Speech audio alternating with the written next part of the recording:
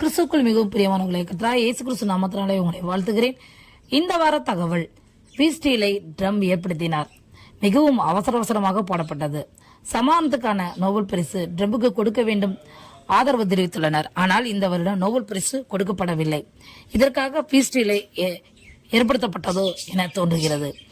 பீஸ்டீல் காசா திரும்புவதற்கு வழி செய்யப்பட்டுள்ளது. முழுமையாக இஸ்ரேல் வெளியேற வேண்டும்.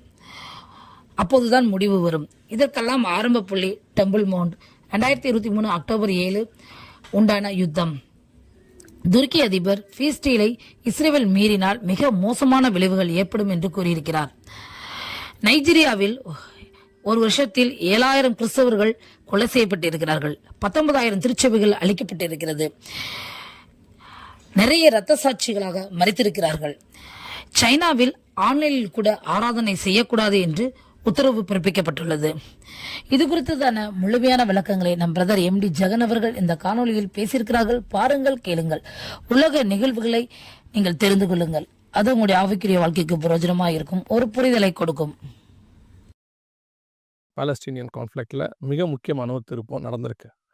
நிறைய விஷயங்கள் அதை சுற்றி நடந்திருக்கு. அதில் முக்கியமாக இந்த பீஸ் டீல், அதாவது சமாதானத்துக்கான ஒரு காரியம் போடப்பட்டது. இது ட்ரம்ப்பால் ஏற்படுத்தப்பட்டது.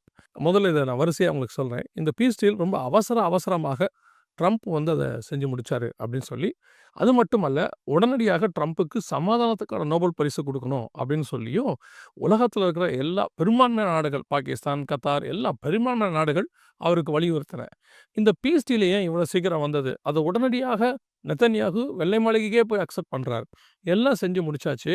ஆனால் சமாதானத்துக்கான நோபல் பரிசு இந்த வருடம் ட்ரம்ப்புக்கு கொடுக்கப்படவில்லை. என்ன காரணம்? அது இதை பார்க்கும்போது எப்படி இருந்ததுன்னா, ஏதோ இந்த சமாதானத்துக்கான நோபல் பரிசை வாங்கிறதுக்காகவே இவ்வளவும் செய்யப்பட்டது போல இருந்தது. அது மட்டும் இல்லை, அக்டோபரில் இந்த நேற்று வரை எடுக்கிறதுக்கு முன்னாடி சமாதானத்துக்கான நோபல் பரிசு அறிவிக்கப்பட்டது. அதில் ட்ரம்ப் பேர் இல்லை. உடனடியாக வெள்ளை மாளிகையினர் ஒரு அறிக்கை கொடுக்குது. தொடர்ந்து அவர் போர்களை நிறுத்துவதற்கான, உயிர்களை காப்பாற்றுவதற்கான வேலைகளை செய்து கொண்டே இருப்பார். அப்போ இது வரைக்கும் அவர் எதை செஞ்சுக்கிட்டு இருந்தார் அப்படின்னு பார்த்தா, நோபல் பரிசு வாங்கிறதுக்காக தான் இதை செய்யப்பட்டது போல காணப்பட்டது. ஆனால் ட்ரம்ப்பை நாம் சொல்லும்பொழுது அவர் நிறைய முயற்சி எடுக்கிறார் அப்படின்னு தான் சொல்கிறாங்க. ஆனால் இந்த விஷயத்தை பார்த்த வரைக்கும் அவர் என்னமோ இந்த சமாதானத்துக்கான நோபல் பரிசு வாங்கிறதுக்காகவே இதையெல்லாம் செஞ்ச மாதிரி தான் இருந்துச்சு. சரி, 2வது பகுதி. இப்போ இந்த பீஸ் டீல் எந்த அளவுக்கு இருக்கு அப்படின்னு கேட்டிங்கன்னா, காசா மக்கள் திரும்பி வருவதற்கு வழிவகை செய்யப்பட்டதாக சொல்லப்படுகிறது. அங்கிருந்து இஸ்ரேல் ட்ரூப்ஸ் வெளிவருவதாக சொல்லப்படுகிறது. இதுக்கு நடுவில் 200 அமெரிக்க ட்ரூப்ஸ் அங்கே இறங்கி இருக்கிறாங்க. அதாவது இந்த பீஸ் டீலை நடப்பிக்கிறதுக்காக அப்படின்னு இருக்கு. இதை எல்லாரும் வரவேற்றிருக்கிறாங்க. இது எந்த அளவுக்கு இது முயற்சி எடுபடும், வரலாற்று சிறப்பு மிக்கது அப்படின்லாம் சொல்கிறாங்க. இது வரைக்கும் வரலாற்று சிறப்பு மிக்கதுன்னு எத்தனையோ பீஸ் டீல் இஸ்ரேலே பார்த்துருக்கிறது, அந்த மத்திய கிழக்கு நாடுகள் பார்த்துருக்கிறது. அது பீஸ் டீலில் என்ன ஆச்சு அப்படிங்கிறது இங்கே முக்கியம். இப்போ இது எந்த அளவுக்கு போய் நிற்க போகுது? என்னுடைய வியூ படி இந்த பீஸ் டீலுக்கு முன்னாடி இந்த யுத்தம் ஏன் ஆரம்பித்தது? 2023 அக்டோபர் 7 எதற்காக ஆரம்பிக்கப்பட்டது அப்படின்னு பார்த்தீங்கன்னா, அந்த மலை எங்களுக்கு வேண்டும், அதாவது டெம்பிள் மவுண்ட் எங்களுக்கு வேண்டும் என்று சொல்லி தான், அல்-அக்ஸா மாஸ்க் அந்த இருக்கிற பகுதி எங்களுக்கு வேணும்னு சொல்லி தான் அல்-அக்ஸா ஃப்ளட் அப்படின்னு சொல்லி அது ஆரம்பிக்கப்பட்டது. இப்போது அது எந்த அளவில் இருக்குது அப்படின்னு பார்த்தா, அதுக்கு எந்த முடிவும் வரவே இல்லை. அது பிணைய கைதிகள் பிடித்து கொண்டு போகப்பட்டாங்க. கிட்டத்தட்ட ஒரு 1200 பேருக்கு மேலே, அநேகர் கொலை செய்யப்பட்டு விட்டாங்க. இன்னும் ஏதோ சொற்பம் தான் மிச்சம் இருக்கிறேன்னு சொல்கிறாங்க. அதற்கு பழி வாங்கிறதுக்கு ஒரு 60,000-65,000 பேருக்கு மேலே இஸ்ரேல் கொலை பண்ணுச்சுன்னு சொல்கிறாங்க. இவ்வளோத்துக்கும் மூல காரணமான இந்த காரணம் என்னவாயிருக்கு அப்படின்னு கேட்டால், அது இன்னும் முடிவுக்கே வரல. ஸோ கண்டிப்பாக அது முடிவுக்கு வந்தால் தான் இந்த இஷ்யூ முடிவுக்கு வந்தாக அர்த்தம். இதுக்கு முன்னாடி உள்ள காரியங்கள் எல்லாத்தையும் நம்ம அப்படி தான் பார்க்குறோம். தேசத்துக்காக சண்டை நடந்தது, அப்புறம் எருசலேமுக்காக சண்டை நடந்தது. இது எல்லாமே ஒரு முடிவோடு நின்றுச்சு. இது மட்டும் எந்த முடிவுமே இல்லாமல் இருக்குது. ஸோ இந்த முடிவு என்ன ஆக போகுது? 3வது இதே விஷயத்தில் நம்ம பார்க்க போகிற இன்னொரு மிக முக்கியமான விஷயம் என்ன அப்படின்னு கேட்டிங்கன்னா, இந்த பீஸ் டீல் இவ்வளோ நடந்துக்கிட்டு இருக்கும் பொழுதே, அதே காசா பகுதியில் இருக்கிற ஹமாஸுடைய இன்னொரு பகுதி, 2வது குரூப் அப்படின்னு சொல்கிறவங்க, இது இன்னும் முடிவுக்கு வரல, நாங்கள் எதிர்பார்க்குற அளவுக்கு எல்லாம் நடந்தால் தான், முழுமையாக இஸ்ரேல் வெளியேறினாதான், நாங்கள் சொல்லக்கூடிய காரியங்களாம் நடந்தால் தான் இந்த பீஸ் டீல் முடிவுக்கு வரும், நாங்கள் அது வரைக்கும் தொடர்ந்து போராடுவோம் அப்படின்னு இன்னொரு குரூப் சொல்லுது. இப்போ இதில் என்ன இஷ்யூன்னு பாருங்கள், யார் திருப்பி ஆரம்பித்தாலும் அந்த பீஸ் டீல் உடஞ்சி போயிடும். இதுதான் இப்போ இருக்கக்கூடிய இது ஒரு கத்தி மேலே இருக்கிற மாதிரி. இது அறக்க பறக்க அவசரமாக போடப்பட்ட மாதிரி இருக்கிறது. ஏதோ ட்ரம்ப் கூப்பிட்டு வெள்ளை மாளிகையில உட்கார்ந்தாரு, இவங்கெல்லாம் பேசினாங்க, எல்லாம் ஓகே சொன்ன மாரி இருக்கு. இது எந்த அளவுக்கு இது முடிவுக்கு வரும்னு தெரியல. 4வது இதுல இருக்க மிக முக்கியமான விஷயம் என்னன்னு கேட்டீங்கன்னா, துருக்கி அதிபர் எரோடகன். இவர் என்ன பேசியிருக்கிறாரு அப்படின்னு கேட்டீங்கன்னா, இந்த பீஸ் டீல இதான் லாஸ்ட். இஸ்ரேல் இத மீறுச்சுன்னா, மிக மோசமான பின்விளைவுகளை அது சந்திக்க வேண்டி வரும் அப்படின்னு மிரட்டியிருக்கிறார். அதாவது இந்த பீஸ் டீலுக்கு முன்னாடி இஸ்ரேல் பல தடவ இந்த மாரி பீஸ் டீல்ஸ தாண்டி இருக்கு. இந்த வாட்டியும் ஏதாவது பண்ணுச்சுன்னா, முடிவு ரொம்ப மோசமா இருக்கும் அப்படின்னு இருக்காரு. நல்லா கவனிச்சு பார்த்தீங்கன்னா, இது ஏதோ ஒரு பெரிய ஆபத்துக்கு நடுவுல இன்னும் எப்ப வேணாலும் திருப்பி வெடிக்கலாம் அப்படிங்கிற நிலைமையில தான் இது போயிட்டே இருக்கிறது. ஸோ இதோட முடிவு என்னவா இருக்கும்? உண்மையிலேயே இது ஒரு சமாதான ஒப்பந்தம் தானா? அல்லது இதோட கூட ஹமாஸோட இது முடிவுக்கு வந்துருமா? அல்லது மீண்டும் இது அந்த மலைக்கான யுத்தம் தொடர்ந்து நடக்குமான்னு என்ன கேட்டீங்கன்னா, பொதுவா என்னுடைய வியூல சொல்றேன். அந்த மலைக்கான பிரச்சனை தீராமல் இது தீரவே தீராது. ஏற்கனவே பாலஸ்தீன, இஸ்ரேல் பிரச்சனை போயிட்டு தான் இருக்கு. அது இன்னும் தீரவே இல்ல. இப்போ புதுசா இந்த பிரச்சனையும் ஆரம்பிச்சிருக்கு. இது இல்லாம எருசலேம 2ஆ பிரிக்கணும். அந்த பிரச்சனையும் போய்க்கிட்டு இருக்கு. 2 ஸ்டேட் சொல்யூஷன். இவ்வளத்துக்கு நடுவுல திடீர்னு ஒரு சமாதானம் எப்படி வரும்? ஸோ ஏதோ ஒண்ணு நடந்துட்டு இருக்குது. இதோட அப்டேஷன் கர்த்தருக்கு சித்தமானால் இதை குறித்ததான காரியங்களை அடுத்த நேர்ச்சுவரையில உங்களுக்கு சொல்றோம். அடுத்து மிக முக்கியமான ஒரு சோகமான விஷயத்தை நாம் பார்க்கிறோம். என்ன அப்படின்னு கேட்டீங்கன்னா, பெர்சிக்யூஷன். நைஜீரியாவுல மிக மோசமான கிறிஸ்தவர்களுக்கு எதிரான கொடுமைகள் நடந்து கொண்டிருக்கு. பல மாநிலங்கள் இப்படி நடந்துட்டு தான் இருக்கு. நம்ம எல்லாருக்குமே தெரியும்னு வச்சுக்கோங்களேன். 2008ல ஒரிசால நடந்துச்சு. கிட்டத்தட்ட 200 சர்ச்சுகளுக்கு மேல இடிக்கப்பட்டு எவ்வளோ பெரிய காரியங்கள்லாம் நடந்துச்சு. மணிப்பூர்ல நடந்தது. இப்போ நாம கேள்விப்படுற இந்த விஷயம் நைஜீரியாவுல. இத நாம ஏன் இப்ப கொண்டு வரோம் அப்படின்னு கேட்டா, நைஜீரியால நடக்கிற இந்த சம்பவத்த குறிச்சு அமெரிக்கால இருக்கிற காங்கிரஸ்மேன் மூர் அப்படிங்கிறவரு ஒரு அறிக்கைய அமெரிக்க அரசாங்கத்துக்கு தாக்கல் பண்ணியிருக்கிறார். அதுல அவர் என்ன சொல்ல வர்றாரு அப்படின்னு கேட்டீங்கன்னா, 2009லேருந்து இப்போ வரைக்கும் மட்டுமே 50,000 பேர் கொலை செய்யப்பட்டிருக்கிறார்கள். இந்த ஒரு வருஷத்துல மட்டுமே 7,000 பேர் கொலை செய்யப்பட்டிருக்கிறாங்க.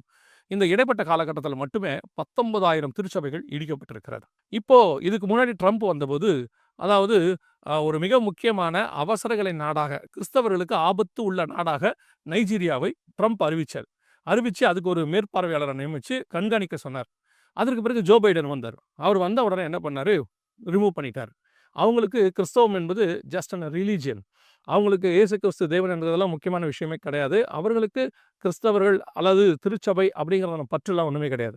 ஜஸ்ட் நான் எப்பவுமே சொன்னேன், அமெரிக்கா வந்து எல்லாருமே சொல்லுவாங்க, அமெரிக்கா கிறிஸ்தவ நாடு ஆதரவா இருக்குதுன்னு. அங்க வரக்கூடிய தலைவரை பொறுத்து தான் அது பேஸாக இருக்கு. ஜோ பைடன் காலத்துல இது விளக்கப்பட்டது. அதனால தான் பாருங்க, அதுக்கப்புறம் பெரிய அளவுக்கு உயிர் சேதம். நம்ம வார்த்தையில சொன்னோம்னா, மிகப்பெரியதான ரத்த சாட்சிகள் அங்கே மரிச்சிருக்கிறாங்க. இப்போ திருப்பியும் அந்த இடத்துல பெருமளவுல ஓடுது. இப்போ அந்த காங்கிரஸ்மேன் என்ன எழுதியிருக்கிறார்னா, திருப்பியும் அதை அவசரகால நாடாக அறிவிக்க வேண்டும். ஏன்னா இந்த வருஷத்துல இதுவரைக்கும் மட்டுமே 7,000 பேர் செத்து போயிருக்கிறாங்க அப்படின்னு சொல்லி. நான் இதை நைஜீரியாவுக்கு மட்டும் பார்க்க வேண்டும் என்று சொல்லவில்லை. இதை உலகம் முழுக்க அமெரிக்கா பார்க்கணும். அமெரிக்கா வல்லரசாக இருக்கிறது. இப்போ இந்த நாடுகள் எல்லாத்துக்கும் ட்ரம்ப் என்ன செய்ய போறாரு? ஒரு பொருளாதாரத்தை மீட்டெடுக்கிறதுக்கு ஒரு நாட்டுக்கு அவர் எத்தனையோ டாக்ஸ் வட்டி போடுறோம், அது போடுறோம், இது போடுறலாம் சொல்றாரு இல்லையா? சில நாடுகளை பாருங்கள், சில தலைவர்களை பாருங்கள். தங்கள் மதத்தை காப்பாற்றுவதற்காக அவர்கள் தங்கள் மதத்தை திணிக்கவில்லை. காப்பாற்றுவதற்காக அங்கே அந்த மைனாரிட்டி பீப்புள், அப்பாவி மக்கள் அடைகிறதான அந்த பிரச்சனையை பாதுகாப்பதற்காக ஏதாவது செய்கிறார்கள். தமிழ்நாட்டில் கூட கிறிஸ்தவர்களுக்கு ஆதரவாக எத்தனையோ காரியங்கள் செய்யப்படுகிறது. ஆனால் ட்ரம்ப் இதை என்ன செய்கிறாரு அப்படிங்கிறது தான் இங்க முக்கியமான விஷயம். சரி, என்னுடைய பார்வை எப்பவுமே எப்படின்னு கேட்டிங்கன்னா, எந்த தலைவர்கள் போகலாம், வரலாம், அவர்கள் பாதுகாக்கலாம், பாதுகாக்காம போகலாம். ஆனால் பாதுகாக்கிறவர் ஒருவர் இருக்கிறார். இவர்கள் யாருமே இரத்த சாட்சிகள் அல்ல. இவர்கள் அத்தனை பேருமே கிறிஸ்துவுக்கு முன்பாக மேகம் போல திரளான சாட்சிகள். ஸோ இந்த ஒரு பரிசுத்தவானுடைய ரத்தம் சிந்தப்பட்டால் மீண்டும் அங்கே மிகப்பெரிய அளவிலான எழுப்புதல் தான் ஏற்படுமே ஒழிய, கிறிஸ்தவம் ஒரு நாளும் ஒழிந்து போகாது. இது இந்த கல்லின் மேல் மோதுகிறவனும் சரி, இது எவன் மேல் மோதினாலும் சரி, மோதுறவங்களுக்கு தான் பாதிப்பு ஒழிய இந்த கல்லுக்கு ஒன்றாகாது. இது கன்மலை கிறிஸ்து. நைஜீரியாவுக்காக ஜெபம் பண்ணிக்கொள்ளுங்க.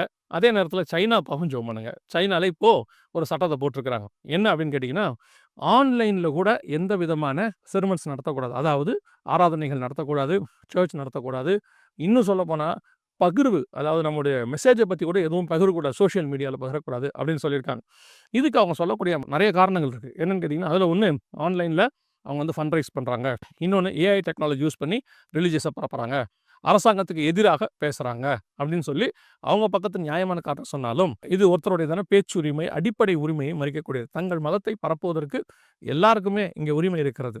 அப்படி இருக்கும் பொழுது சைனாவில் இது இப்போ ஆன்லைனில் ஏற்கனவே நான் உங்களுக்கு சொல்லிட்டு இருந்த ஞாபகம் இருக்கும்னு நினைக்கிறேன், நேர்வரில் சொல்லியிருக்கிறோம். ஆன்லைனில் கூட நீங்கள் ஊழியம் பண்ண முடியாத காலம் ஒன்று வருகிறது அப்படின்னு சொன்னோம். இப்போ சைனா அதை முன்னெடுத்திருக்குது. ஆன்டி கிரைஸ்ட் கவர்மெண்ட்டில் முழுவதுமாக ஆன்லைனில் கிறிஸ்தவம் தடை செய்யப்படுகிற காலகட்டம் வரும். அதற்கு முன்னோட்டமாக தான் இப்ப சைனா செஞ்சிருக்கு. சைனால உள்ள மக்களுக்காகவும் ஜெபம் பண்ணுங்க. சபைகளுக்காக ஜெபம் பண்ணுங்க. அங்கே அண்டர் கிரவுண்ட் சர்ச்சஸ் இருக்கு. அவங்களுக்காக ஜெபம் பண்ணுங்க. இது நாம் ஜெபிக்க வேண்டிய ஒரு நேரம். இதுவும் ஒரு வகையான கடைசி அடையாளம். ஆண்டவர் சொல்றாரு, கொலை செய்யப்படுவீர்கள், அநேகரால் பகைக்கப்படுவீர்கள், உங்களை ஒப்புக் கொடுப்பார்கள் இருக்கு.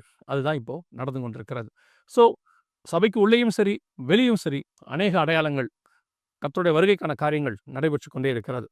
இதே போன்ற உலக நிகழ்வுகளை நீங்கள் தெரிந்து கொள்வதற்கு இந்த சேனலை தொடர்ந்து பாருங்கள், சப்ஸ்கிரைப் செய்து கொள்ளுங்கள். அது உங்களுக்கு மிகவும் பிரயோஜனமாக இருக்கும். தேவன் தான் உங்களை ஆசீர்வதிப்பாராக. ஆமென்.